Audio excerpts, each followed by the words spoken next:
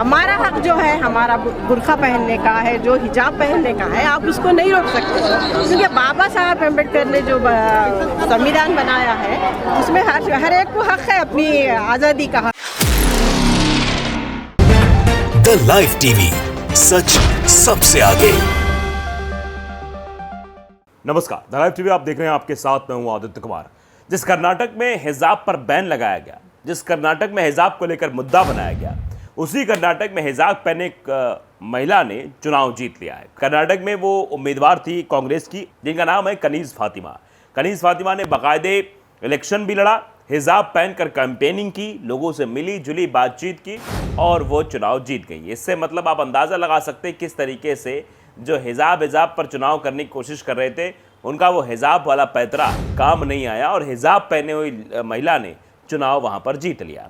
तो हम आपको उनका बयान भी सुनाना चाहते हैं। वो कहना चाहती है कि किसी को धर्म के आधार पर टारगेट नहीं करना चाहिए। मैंने हिजाब पहन चुनाव लड़ा और हिजाब हमारा जो है राइट्स अगर पहनना चाहते हैं तो पहनने देना चाहिए, लेकिन ये हिजाब बवाल किया गया है, ठीक नहीं है। ज़रा सुन लीजिए उनके वक्तव्य भी, जीतने के बाद उन्होंने क्या बातें कही है। मैं जाती हूँ, मेरे को कोई रोके नहीं, आज तक नहीं रोके। तो मैं यही कहना चाहूँगी कि आप लोग ज़ाफ़रान कलर डालो या ब्लैक कलर डालो, मेरे को कोई एतराज़, हम सबको कोई एतराज़ नहीं है। हमारा हक जो है, हमारा बुर्का पहनने का है, जो हिजाब पहनने का है, आप उसको नहीं रोक सकते, क्योंकि बाबा साहब अम्बेडकर ने जो संविधान बनाया है उसमें हर एक को हक है अपनी आज़ादी का हक है, जो चाहे पहन सकते हैं। आप देखिए, गवर्नमेंट में देखिए, आप देख लिया आपने, समझ भी लिया आपने किस तरीके से हिजाब को मुद्दा बनाने की कोशिश की गई, लेकिन हिजाब जो है पहने हुए महिलाएं वो चुनाव जीत रही हैं। एजुकेशन मिनिस्टर जो है आगे, शिक्षा मंत्री, वो चुनाव हार गए। ये अपने आप में बड़ी खबर है। मोहम्मद आसिफ खान लिखा कि Karnataka education minister BC Nagesh who band हिजाब हैज़ लॉस्ट। मतलब जिन्होंने हिजाब पर बैन लगाने की बात कही थी वो चुनाव हार गए हैं। बाकायदे इलेक्शन कमीशन का ये लिखा है, मतलब स्क्रीनशॉट भी साझा किया। जैसे BC Nagesh, Bharatiya Janata party 49,779 vote जिनको मिले और हराया है कांग्रेस की प्रत्याशी ने। इंडियन नेशनल कांग्रेस के सदासरी हैं, वो उन्होंने हराया 64,853 वोट जिसको मिले हैं। तो ये आप अंदाज़ा लगा सकते हैं किस तरीके से ये चुनाव वो शिक्षा मंत्री साहब हार गए जो हिजाब पर जिन्होंने बैन लगाया था। तो आप अंदाज़ा लगाइए, कह सकते हैं कि हिजाब पर बैन लगाने वाले लोगों को कर्नाटक में बैन कर दिया गया है, यानी कर्नाटक की जनता ने बैन कर दिया, उनको बाहर का रास्ता दिखा दिया। देखिए सीधे तौर पर देखिए खबर भी है, Karnataka education minister BC Nagesh man behind हिजाब ban lost election.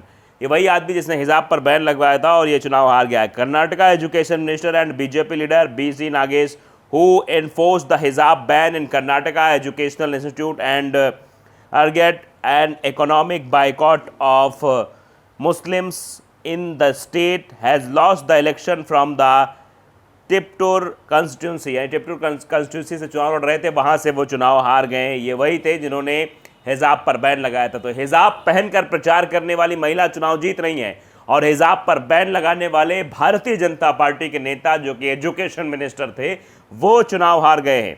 Nagesh was among the several senior leader of Hindutva party who lost the polls in Tiptur constituency. It was fight between BC Nagesh from BJP, K Sadaksari from the Congress and Santa Kumar from the JDS और कांग्रेस के प्रत्याशी चुनाव उनका हो रहा था।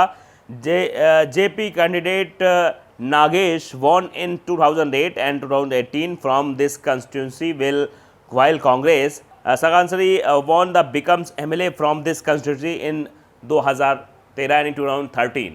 तो अंदाज़ा लगाइए किस तरीके से ये बड़ी खबर अपने आप में, बिग ब्रेकिंग लोग लिख रहे हैं कि ये बड़ी खबर है किस तरीके से एजुकेशन मिनिस्टर जिन्होंने हिजाब को बैन किया वो चुनाव हार गए हैं। देखिए लोग लिख रहे हैं the BJP leader education minister BC Nagesh who enforced unjust हिजाब हेडक्राफ्ट ban and humiliated thousands of Muslim female students in Karnataka and deprived them of education has lost।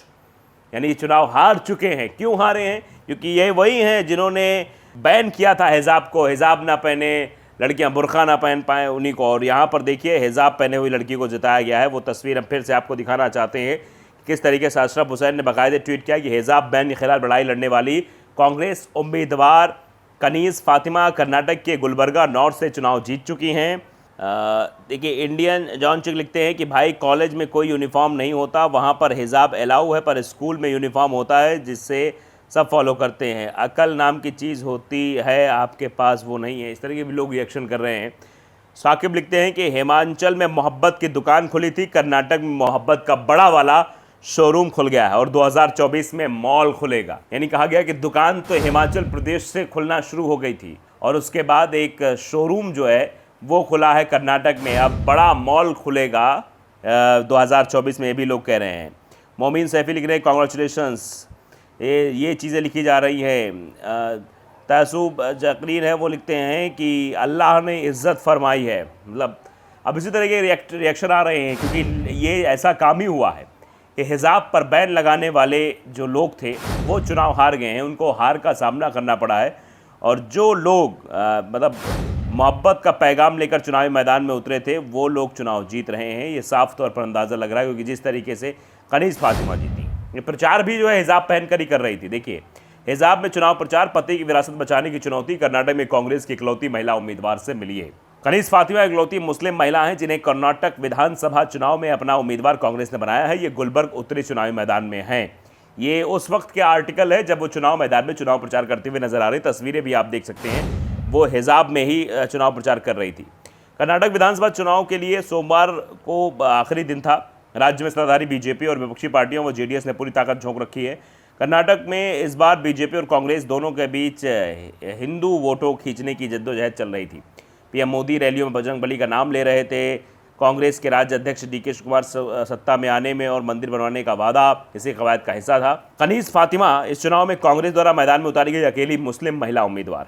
उत्तरी गुलबर्ग से चुनाव लड़ रही थी। यहाँ से विधायक भी हैं। राज्य में जेडीएस की एकमात्र महिला उम्मीदवार समीना समन जो उडुपी की कापू सीट से मैदान में थी। वहीं बीजेपी ने राज्य की 224 में से एक सीट पर मुस्लिम उम्मीदवार नहीं उतारा। 63 वर्षीय फातिमा को 2018 के चुनाव से पहले 6 बार के विधायक और मंत्री रहे उनके पति कमरुल इस्लाम के निधन के चलते राजनीति में एंट्री करनी पड़ी थी। सार्वजनिक रूप से हिजाब पहनने वाली फातिमा ने 2022 में मुंबई सरकार के कॉलेजों में हिजाब प्रतिबंध के विरोध में प्रदर्शन भी किया था। हिजाब के साथ ही उन्होंने 2020 में सीए विरोध में हुए प्रदर्शन में भी हिस्सा लिया। हिजाब विवाद के समय फातिमा ने कहा था, हिजाब पहनना हमारा अधिकार है, स्वतंत्र भारत में हमें अपनी स्वतंत्रता है, हम लोगों से उनके कपड़ों पर सवाल नहीं करते, लड़कियों को इस मुद्दे पर कॉलेज में जाने से नहीं रोका जाना चाहिए। फातिमा को अपने क्षेत्र में बीजेपी के चंद्रकांत पाटिल से चुनौती मिल रही थी, लेकिन वो चुनौती स्वीकार करते हुए उन्होंने जीत हासिल की है। पाटिल एक युवा नेता थे जो लिंगायत समुदाय से आते हैं, उनको भी चुनाव में पटकनी दी है। मुस्लिम वोटों को भी साधा है। चुनौती बहुत बड़ी थी, लेकिन फिलहाल उन चुनौतियों का सामना करते हुए प्रचार किया और चुनाव जीता। ये बड़ी चुनौतियों का सामना किया उन्होंने। और सबसे बड़ी बात ये, जो हम दो खबरें आपको हमने दिखाई, पहली कनीज़ फातिमा जो कि हिजाब के लिए लड़ाई लड़ रही थी, हिजाब के खिलाफ जो लोग थे जो हिजाब पर बैन लगा रहे थे, उन्होंने हिजाब पहनकर पूरा चुनाव लड़ा और चुनाव जीती। और दूसरी तरफ वो लोग थे जो हिजाब पर बैन लगाने के लिए आतुर थे, जिन्होंने बैन लगवाया। कौन थे? एजुकेशन मिनिस्टर, शिक्षा मंत्री। वो चुनाव हार गए। अब अंदाज़ा लगाइए कि जनता ने सीधे तौर पर नफरत करने वालों को नकार दिया है और मोहब्बत करने वालों को रास्ता दिया है। तो द लाइव टीवी अगर आपने सब्सक्राइब नहीं किया, सब्सक्राइब जरूर करिए, बेल आइकन दबाइए ताकि सच खबर आप तक पहुंचती रहे। नमस्कार। द लाइव टीवी, सच सबसे आगे।